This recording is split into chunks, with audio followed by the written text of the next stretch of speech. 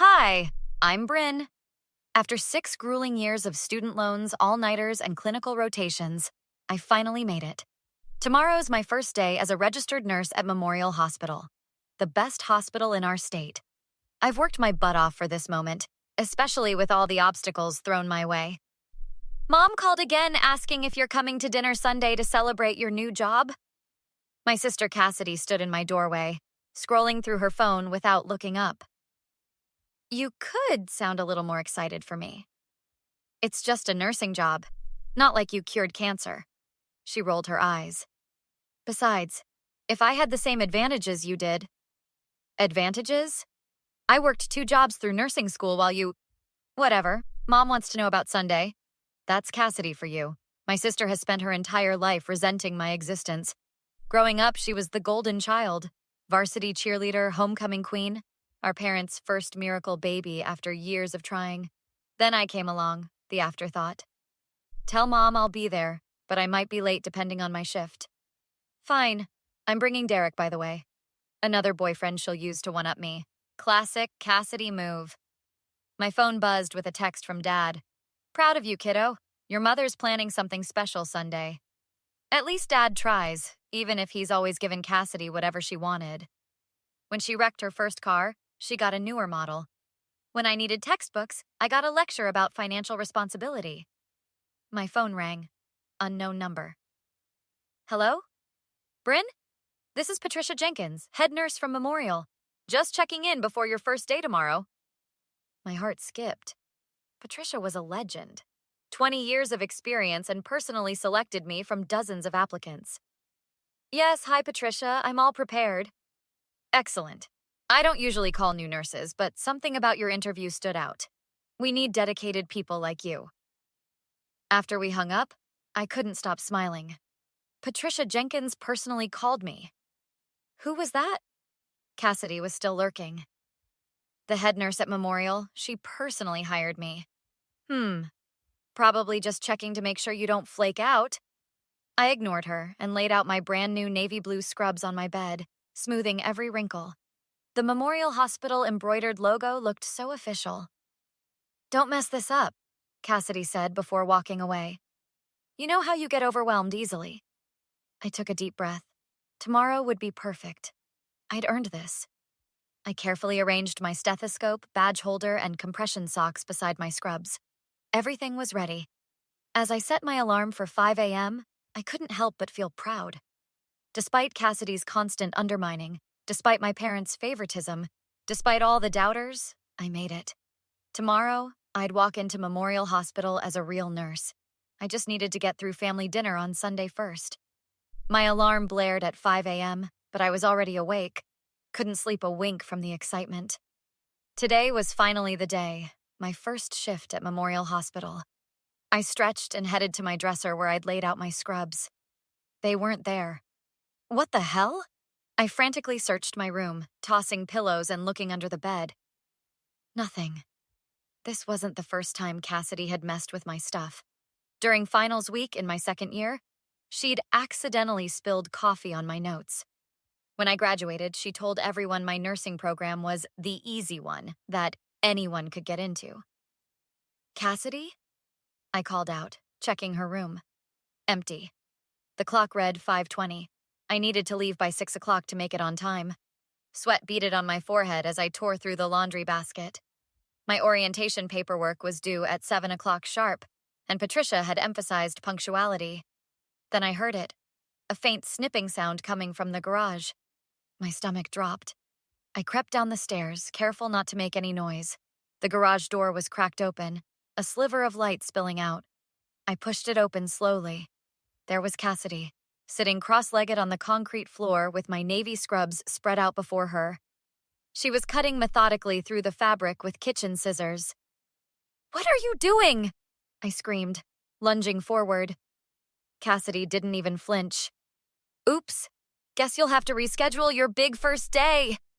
She kept cutting, slicing through the Memorial logo I'd been so proud of.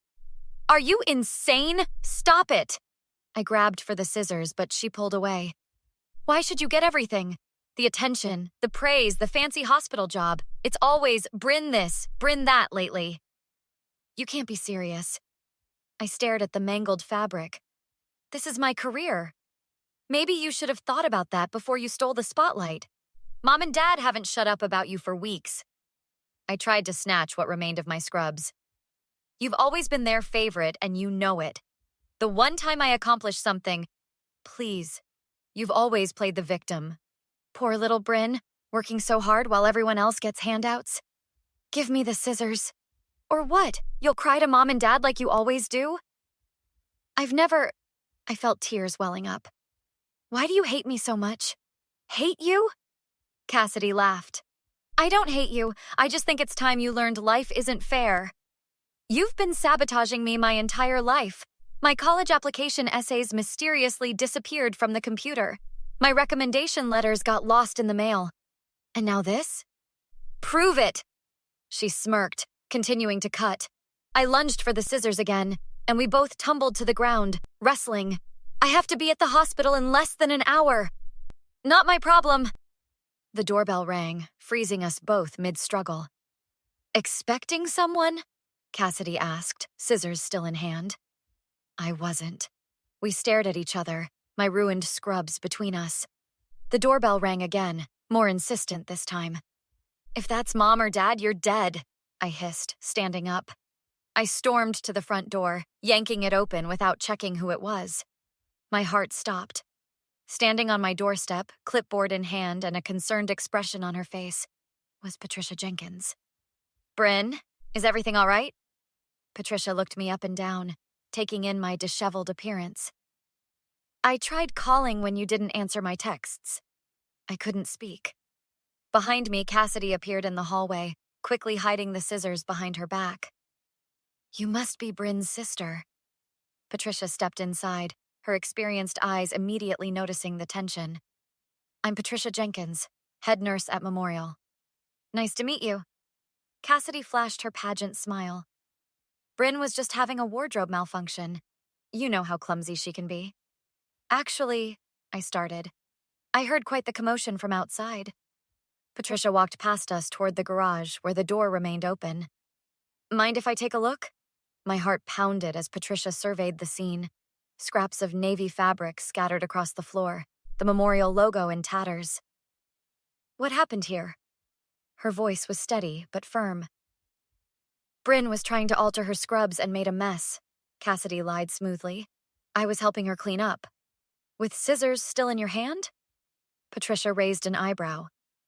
And why would anyone alter brand new hospital-issued scrubs? Cassidy's smile faltered. Well, they didn't fit right, and... Stop lying. I finally found my voice.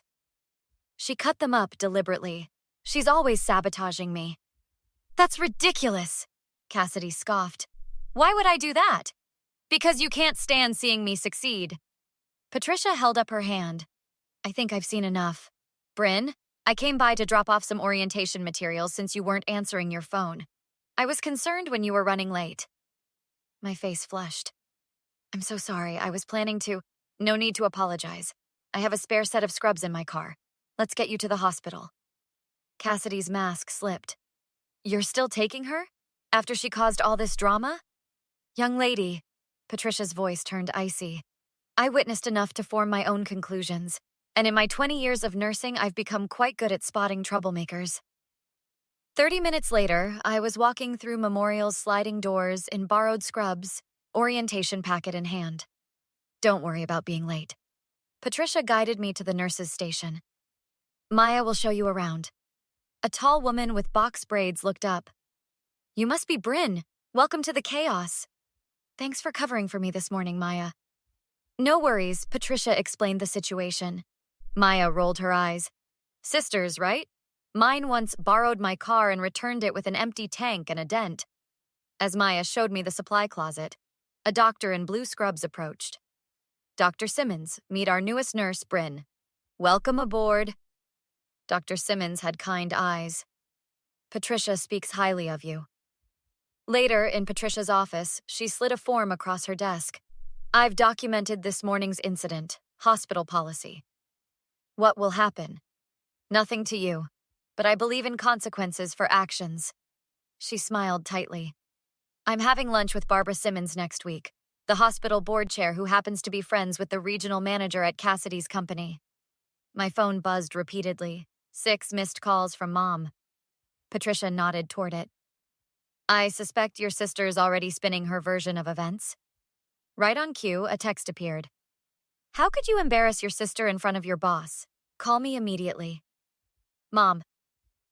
3 months flew by at Memorial Hospital. I hung my new name badge, Bryn Matthews, RN, on my fresh set of scrubs and headed to the break room.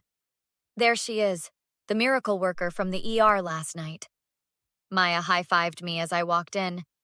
That patient's family couldn't stop thanking you. Just doing my job. I grabbed my coffee mug, a gift from Dr. Simmons after I helped diagnose a rare condition in one of his patients. Patricia entered with a folder. Bryn, got a minute? I have news. We stepped into her office where she closed the door. Remember that lunch I had with Barbara Simmons? With the board chair? Vaguely. I smirked. Well, she mentioned it to her friend, the regional director at your sister's company. Apparently, Cassidy was up for a team lead position. Was? They went with someone else. Cited character concerns after hearing about her. Creative problem-solving techniques. My phone lit up with a text from Dad. Need to talk. Family dinner tonight. No excuses.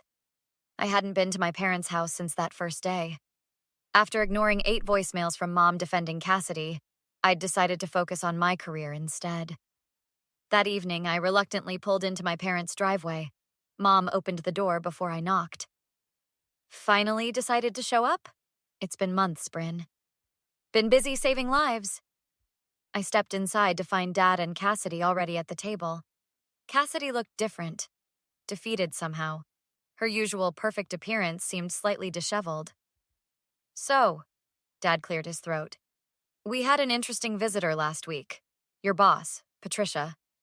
My heart stopped. She came here? Brought photos of your cut-up scrubs. Dad looked directly at Cassidy. Told us about other incidents you never mentioned. Mom pushed food around her plate. We had no idea this was a pattern, Bryn. I tried telling you for years. Cassidy has something to say. Dad nudged her. I'm sorry, okay? Cassidy mumbled. I shouldn't have cut your scrubs. That's it? After sabotaging me my entire life? What do you want from me? I already lost my promotion because of you and your nurse friend. Because of me?